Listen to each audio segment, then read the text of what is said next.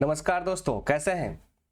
उम्मीद करेंगे कि आप बहुत अच्छे होंगे। आपका एग्जाम 18 तारीख से लाइव हो गया है बिहार स्टेट का, और बिहार स्टेट 2024 का एग्जाम लाइव 18 तारीख से हो रहा है पेपर 1 का, और अगले महीने पेपर 2 का है।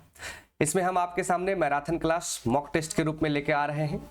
ये सेट नंबर 2 है। पहला सेट मैंने ऑलरेडी करा रखा है, आई बटन में आपको ऊपर लिंक मिल जाएगा, आप उसे देख सकते हैं।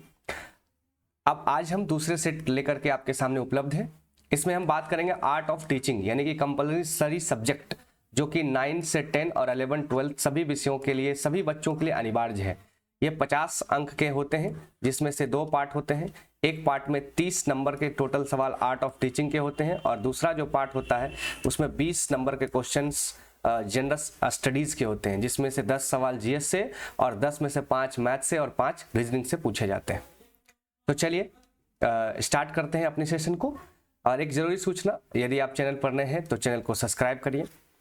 वीडियो पसंद आ रहा है तो लाइक करें, कमेंट करें। यदि आप कोई सुझाव या किसी भी तरह की बात लगे तो आप कमेंट करें, हमें अपनी राय दें, और अपने दोस्तों से शेयर करें जो भी स्टेट की परीक्षा दे रहे हैं। चूँकि यह कंपलसरी सब्जेक्ट है तो सारे स्टेट के कैंडिडेट्स के लिए ये बहुत ही बड़ी लाभदायक साबित होगा। तो चलिए शुरू करते हैं। बिहार विद्यालय परीक्षा समिति शिक्षक पात्रता परीक्षा स्टेट अनिवार्य प्रश्न पत्र है ये। शिक्षण कला, जो कि ये 30 अंक का होगा, और अन्य दक्षता में 2 पार्ट होते हैं। एक जनरल स्टडीज से 10 क्वेश्चन, और मैथ एंड रीजनिंग से 5 + 5 क्वेश्चन। तो कुल 10 यहाँ से, 10 यहाँ से, 20 और 30 यहाँ से 50 नंबर के सवाल आपके आते हैं, जो अनिवार्य हैं और जो कि बहुत आसान है, टीचिंग एप्टीट्यूड के लिए है। जिनका सीडीपी पेडागोजी बेहतर है वो आराम से कर लेंगे। एक बार आप रिवाइज करें, मॉक टेस्ट दें हमारे साथ। चलिए शुरू करते हैं आज के सेशन को। तो पहला सवाल लेते हैं, अधिगम प्रकृति क्रिया है, यानी अधिगम प्रकृति क्रिया है। तो अधिगम प्रकृति क्रिया क्या है? तो शिक्षार्थी का, शिक्षक का, व्यक्ति का, या जीवित प्राणी का। तो जो अधिगम है, जो लर्निंग है, वो एक नेचुरल रिएक्शंस एंड एक्शंस है जीवित प्राणी का। तो आपका आंसर क्या होगा? जीवित प्राणी। आप अपना आंसर मिलाएं और कमेंट में अपनी आंसर भी दें। तो पहला का आंसर हो जाएगा डी। अगला सवाल लेते हैं, अधिगम प्रक्रिया का अंतः क्रिया घटक है। तो अधिगम प्रक्रिया का अंतः क्रिया घटक क्या है? तो उच्च स्तर सोच, ध्यान, स्मृति, ये सभी। तो जो जब हम लर्निंग करते हैं, अधिगम मतलब लर्निंग प्रोसेस की जो अंतः क्रिया है, हमारे अंदर के क्रियाओं, जो लर्निंग हमारे अंदर जो आती है, उसके क्या क्या घटक हो सकते हैं? तो उच्च स्तर सोच बिल्कुल हो सकता है, ध्यान हो सकता है, स्मृति।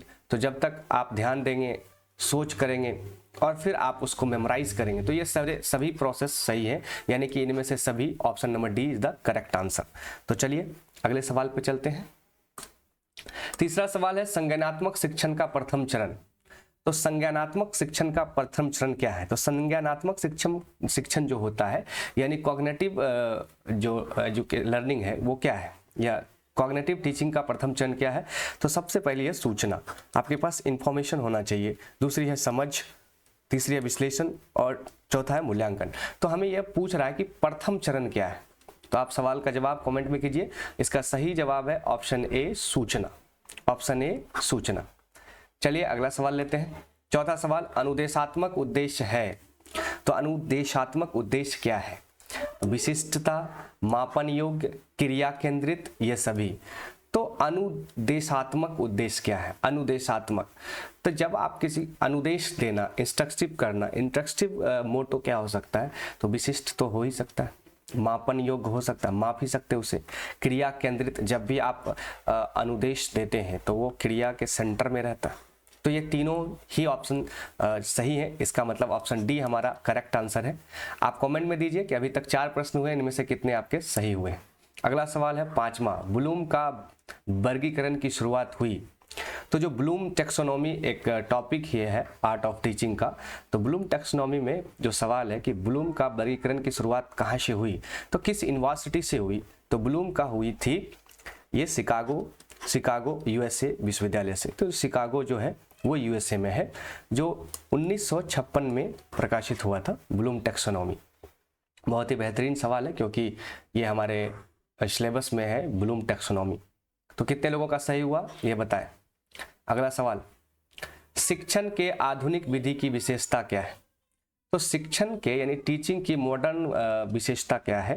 क्रिया केंद्रित है, अन्वयन क्रिया है, समकक्ष सहयोग है, उपरोक्त सभी। तो जो टीचिंग की आधुनिक मेथड ऑफ कैरेक्टर्स है वो उपरोक्त सभी है, यानी option number D is the correct answer. अगला सवाल लेते हैं, क्वेश्चन नंबर 7। आगमन विधि प्रोत्साहित करता है। आगमन विधि और निगमन विधि, ये दो विधियां बहुत ज्यादा पूछी जाती है। तो आगमन विधि किसको प्रोत्साहित करती है? छात्रों की भागीदारी की, रुचि की, करके सीखो, उपरोक्त सभी। तो दोस्तों कोई भी विधि चाहे आगमन हो या निगमन हो, उसमें छात्रों की भागीदारी होगी, रुचि होगा, करके सीखो, उपरोक्त सभी, यानी कि ऑप्शन नंबर डी उपरोक्त सभी आंसर। अगला सवाल है, रोल प्ले विधि की कमजोरी क्या है? तो जो रोल प्ले विधि होती है उसकी क्या कमजोरी होता है? तो ध्यान केंद्रण का अभाव होता है। ध्यान केंद्रण का अभाव होता है, क्योंकि कोई भी छात्र इस विधि में क्या करते हैं, एक व्यक्ति या उसके चरित्र का अभिनय करते हैं। तो ऐसी विधि में क्या होता है ना कि ध्यान केंद्रण का अभाव हो जाता है, क्योंकि किसी एक व्यक्ति के चरित्र का वहां पर वर्णन किया जाता है, इसे कहते हैं रोल प्ले।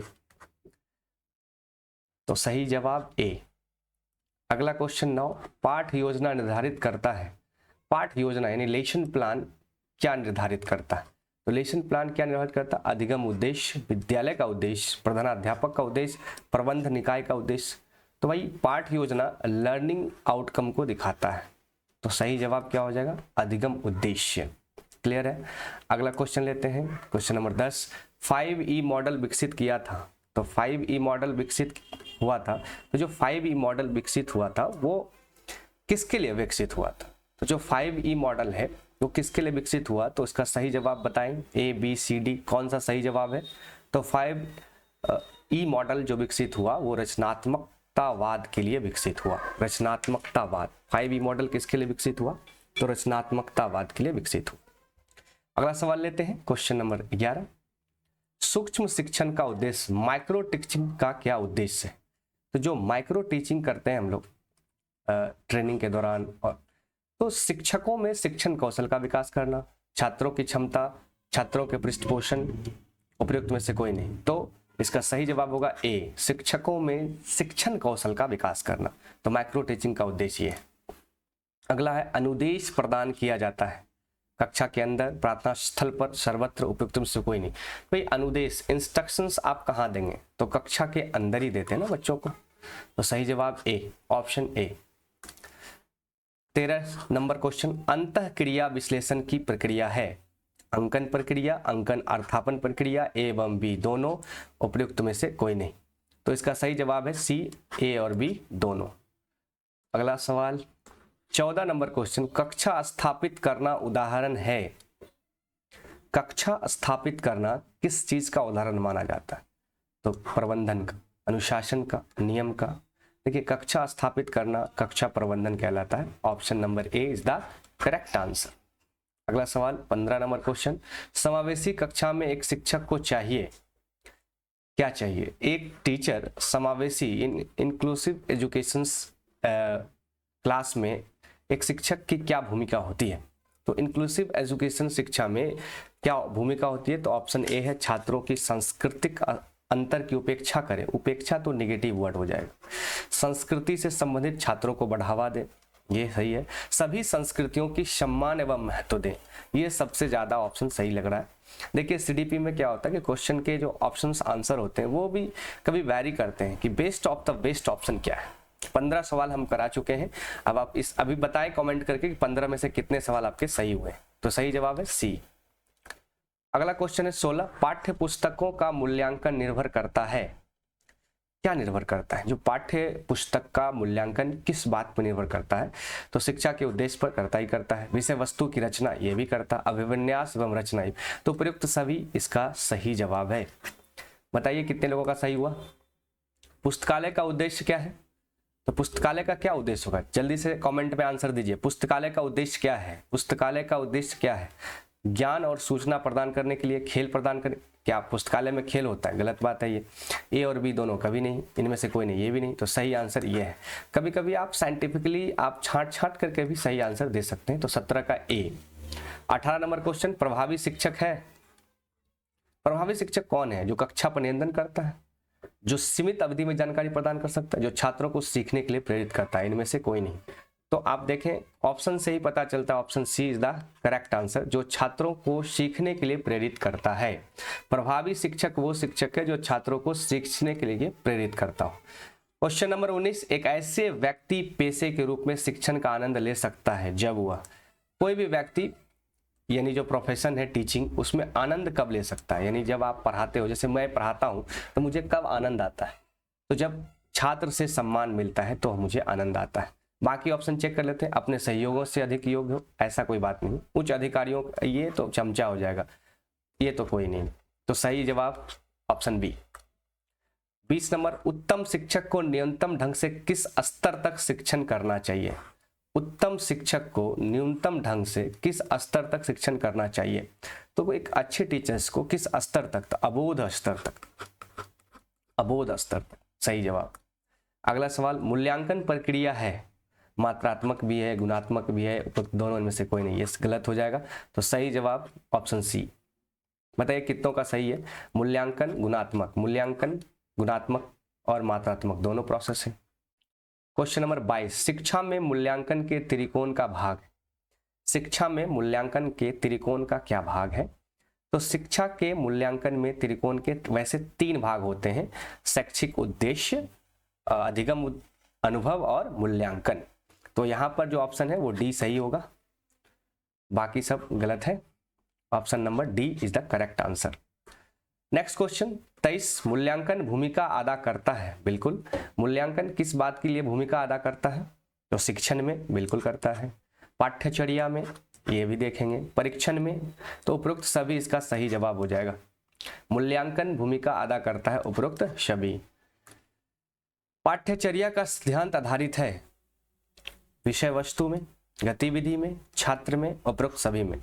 तो आपको भी पता है कि पाठ्यचर्या करिकुलम का सिद्धांत किस पर आधारित है? तो सभी में है, विषय वस्तु में है, गतिविधि में है, छात्र में है। छात्र तो छात्र होना ही है। तो option D is equal to correct answer.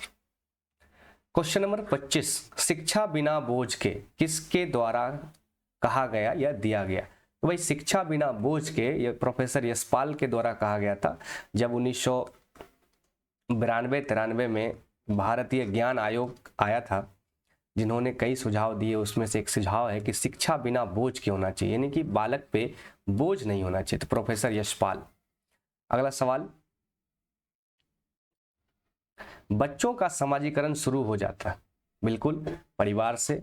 CDP का यह बहुत बेहतरीन सवाल है कि बच्चों का समाजीकरण, सोशलाइजेशन कहाँ से शुरू होता है? तो बच्चा देखिए पैदा होता है एक माँ से, और समाजीकरण का मतलब होता है कि अन्य लोगों के साथ संपर्क, यानी कि माँ के बाद बालक का संपर्क किस किस से होता है? तो परिवार के लोगों से होता है। तो पहली जो कड़ी है वो परिवार है। फिर पड़ोस में बच्चा जाता है तो पड़ोसी हो सकता है, उसके बाद गांव हो सकता है, तो उसके बाद बच्चा पहुंचता है स्कूल। तो सबसे यहाँ पूछ रहा है कि शुरू कहाँ से होता है? तो शुरू होता है परिवार से। तो सही जवाब इसका है बी। अगला सवाल, प्रक्रिया जो बच्चा को सामाजिक रूप से अनुकूल बनाता है। तो जो हमारे बच्चे हैं उसको सामाजिक रूप से अनुकूल कौन बनाता है? सामाजिक रूप से, सोशलाइजेशंस यानी कि समाजीकरण। सांस्कृतिक रूप से अनुकूल बने, संस्कृतिकरण हो। तो समाजीकरण इज द बेस्ट ऑप्शन। अगला सवाल 28, अच्छे छात्र वे होते हैं जो हमेशा सीखना चाहते हैं, जो हमेशा परिणाम लाते हैं, जो हमेशा आत्मविश्वास से युक्त होते हैं। उपरोक्त में से कोई नहीं। तो एक बेहतर कैंडिडेट स्टूडेंट वही हो सकता है जो हमेशा सीखना चाहता है। अगला सवाल, छात्र सबसे अच्छी तरह से कब सीखते? तो कोई भी जो छात्र होता है वो सबसे अच्छी तरह से कब सीखता है? आपको भी पता है कि जब कोई काम आप खुद से करें, नहीं कहते हैं सेल्फ, स्वयं करें। तो किसी भी बालक को स्वयं करके सीखने में ज्यादा मजा आता है। सुन के वो नीरस हो जाएगा, पढ़ेगा तो उसको नहीं आएगा तो बोर हो जाएगा, लिखेगा। तो सबसे बेहतर चीज है कि आप उसको खुद से करने दीजिए। तो पहले सिखाइए और फिर उसको करके सीखने की ज्यादा से ज्यादा प्रोत्साहन करें। तो 29 नंबर क्वेश्चन का सही जवाब करके सीखना, ऑप्शन ए। और आर्ट ऑफ टीचिंग का अंतिम प्रश्न, वास्तविक वस्तुओं को शिक्षण सहायक सामग्री के रूप में दिखाना चाहिए। यानी वास्तविक वस्तु जो है उसको शिक्षण सहायक सामग्री के रूप में दिखाना चाहिए। उपरोक्त सभी, रुचि को प्रोत्साहित करने के लिए, जिज्ञासा बढ़ाने के लिए, भागीदारी बढ़ाने के लिए। जैसे मान लीजिए मैं पढ़ा रहा हूँ तो ये हमारे पास ये सिस्टम है कि मैं आपको यहाँ पे लिख करके दिखा करके सारी चीज़ें आपके सामने फ्लैश कर रहा हूँ। तो जब आप किसी को विजुअली दिखाते हैं तो बच्चा ज़्यादा इंटरेस्टेड होता है, फिर उसमें जिज्ञासा बढ़ाइए, उसकी भागीदारी बढ़ाइए। तो वास्तविक वस्तुओं का शिक्षण सहायक सामग्री के रूप में दिखाना चाहिए। तो जो चीज़ें वास्तविक है, रियल है, तो रुचि, जिज्ञासा, भागीदारी, उपरोक्त सभी। तो सही जवाब है उपरोक्त सभी। ये 30 सवाल आर्ट ऑफ टीचिंग से डायरेक्ट आते हैं। कुल 12 टॉपिक है आपके सिलेबस में आर्ट ऑफ टीचिंग के, जिसमें से 30 क्वेश्चंस पूछे जाते हैं। आप लोग कमेंट कीजिए कि 30 में से कितने आपके राइट हुए और कितने आपके रॉन्ग हुए। अब जो आगे 10 सवाल होगा वो जनरल स्टडीज का होगा, फिर उसके आगे 10 सवाल में 5 मैथ्स के, 5 रीजनिंग से, कुल 50 क्वेश्चन। तो 31 नंबर सवाल जो है अब यहां से शुरू होता है जीएस जनरल स्टडी से 10 सवाल आते हैं। इसमें भी 2 पार्ट में आता है, एक इन्वायरमेंटल स्टडी है और एक जनरल स्टडी है। चलिए देखते हैं, 5-5 क्वेश्चन दोनों से होता है। गौतम बुद्ध के प्रवचनों की भाषा क्या थी? तो पाली थी दोस्तों। ये तो जनरल स्टडी का बहुत आसान सवाल आता है, इसमें ज्यादा घबराने की जरूरत नहीं है। अगला सवाल, राम का पुल या राम सेतु निम्नलिखित में से किस जल डमरू मध्य में स्थित है? तो ये पाक जल डमरू मध्य में स्थित है, आपको भी पता है। ये बहुत जीएस का आसान सवाल है। मार्च 2020 में लॉकडाउन के दौरान प्रमुख क्षेत्र में किस क्षेत्र में वृद्धि सकारात्मक रही? तो आपको भी पता है कि जो लॉकडाउन लगा था पिछले साल, उसमें सकारात्मक वृद्धि जो दर्ज की गई थी वो दर्ज की गई थी कोयला उत्पादन में, तो कोयला के क्षेत्र में। अगला सवाल, निम्नलिखित में से किस वर्ष में बिहार और उड़ीसा बंगाल से अलग हुए? तो हिस्ट्री का सबसे फेमस क्वेश्चन है 1912। 1912 में बिहार और उड़ीसा अलग हो गई थी। 1912 में बिहार से उड़ीसा को अलग किया गया था 1912 में। क्लियर है? अगला सवाल लेते हैं। यानी कि ये जो क्वेश्चन है ये हिस्ट्री का क्वेश्चन है, तो बिहार और उड़ीसा बंगाल से अलग हुए, यहाँ ये है। अगर बिहार और उड़ीसा के बारे में पूछ दे तो ये 1935 में हुआ था, जबकि बंगाल से अलग हुआ बिहार और उड़ीसा, और फिर बिहार और उड़ीसा सेपरेट हुआ था 1935 में, और बिहार और उड़ीसा बंगाल से अलग हुआ था 1912 में, जो इसका सही जवाब है ऑप्शन बी। 35 नंबर सवाल, पटना मरीन ड्राइव बिहार के फेमस पथ का संस्करण एक एक्सप्रेसवे है जो डैश के साथ चलता है। वही पटना मरीन ड्राइव में कौन सी नदी है? पटना में तो बिहार की सबसे सदाबहार नदी है हमारी गंगा माता, गंगा नदी, जो बिहार को 2 भागों में बांटती है। तो जो बिहार का आप मैप देखेंगे तो उस बिहार के मैप में तो सीधे सीधी गंगा नदी बीचों बीच बांट देती है। अगला सवाल लेते हैं 36, निम्नलिखित में से कौन सा प्रदूषक स्मॉग के कारण के लिए जिम्मेदार है? तो वाहनों से उत्सर्जक और भस्म, ये दोनों जिम्मेवार है, तो ऑप्शन सी सही आंसर है। क्वेश्चन नंबर 37, पूर्व नवीनीकरण कागज को खाद्य कंटेनर में उपयोग के लिए प्रतिबंधित क्यों किया गया? क्योंकि यह संदूषण पैदा करता है, क्योंकि यह बहुत सी जगह बनाता है, क्योंकि कागज का नहीं, सही जवाब बी, संदूषण पैदा करता है। ये जो सवाल है वो आपका इन्वायरमेंट से है, तो 5 सवाल इन्वायरमेंट से होता है, तो 36, 37, 38, 39, 40 ये क्वेश्चन इन्वायरमेंट से होगा। बड़े पैमाने पर पेड़ों की कटाई क्या कहलाती? तो पेड़ कटाएंगे तो वन खत्म हो जाएंगे, तो वन उन्मूलन हो सकता है ना। तो चलिए यहाँ ऑप्शन देखते हैं क्या क्या दिया है। वनों की कटाई, जबकि कई बार ऑप्शन वन उन्मूलन दिया जाता है। वनीकरण और वनीकरण दोनों ऑप्शन एक ही है, ये तो इसका मतलब है वन लगाना। यहाँ कटाई की बात करें तो option A is the correct answer. 39, निम्नलिखित में कौन सी ग्रीन हाउस गैस नहीं है? तो कौन सी ग्रीन हाउस गैस नहीं है? सबसे आसान सवाल आता है जीएस में। जो कार्बन डाइऑक्साइड है, कार्बन मोनोऑक्साइड, ये ग्रीन हाउस गैस नहीं है। कार्बन डाइऑक्साइड, मीथेन और नाइट्रस ऑक्साइड, CO2, CH4 और NO, ये है। अगला सवाल 40 और जनरल स्टडी के लास्ट सवाल, निम्नलिखित में से किस राज्य में अस्थायी वनों के तहत सबसे बड़ा क्षेत्र है? तो मध्य प्रदेश। भारत का सबसे बड़ा अस्थायी वनों वाला क्षेत्र कौन सा है? मध्य प्रदेश। क्लियर है? वन के लिए हमारे भारत में लगभग 23 से 24% वन है, जबकि हमें चाहिए कितना? 33%। इंडस्ट्री जो हमारा इंटरनेशनल लेवल है उसमें कम से कम चाहिए 33%, लेकिन है हमारे पास 24%, उसमें से मध्य प्रदेश में सबसे ज़्यादा। उसके बाद दोस्तों 40 के बाद 5 सवाल मैथ से, 5 सवाल रीजनिंग से आते हैं। जो कि हमने यहाँ पर कवर नहीं किए हैं, क्योंकि वो आपको बनाने के लिए है। मैथ और रीजनिंग्स आप बनाएंगे, नॉर्मल सा सवाल रहता है मैथ रीजनिंग जो अर्थमेटिक से होता है। और आज हमारा सेट 2 कंप्लीट हुआ। सेट 1 आई बटन में, आई कार्ड में ऊपर लिंक मिलेगा, वहाँ आप सेट 1 देख सकते हैं। सेट 1 और सेट 2 कवर होता है। जल्द ही हम सेट 3 को लेकर आपके सामने हाजिर होंगे। तब तक आप, यदि आपको ये पूरा सेशन अच्छा लगा तो लाइक करके हमें फीडबैक दीजिए। वीडियो को ज़्यादा से ज़्यादा उन एस्टेट वाले बच्चों के लिए शेयर करिए। और अगर आप चैनल पर नए हैं तो सब्सक्राइब करना ना भूलिए। सब्सक्राइब करने से आपका कुछ नहीं जाता, लेकिन हमें एक सपोर्ट मिलता है। तो दीजिए इजाज़त।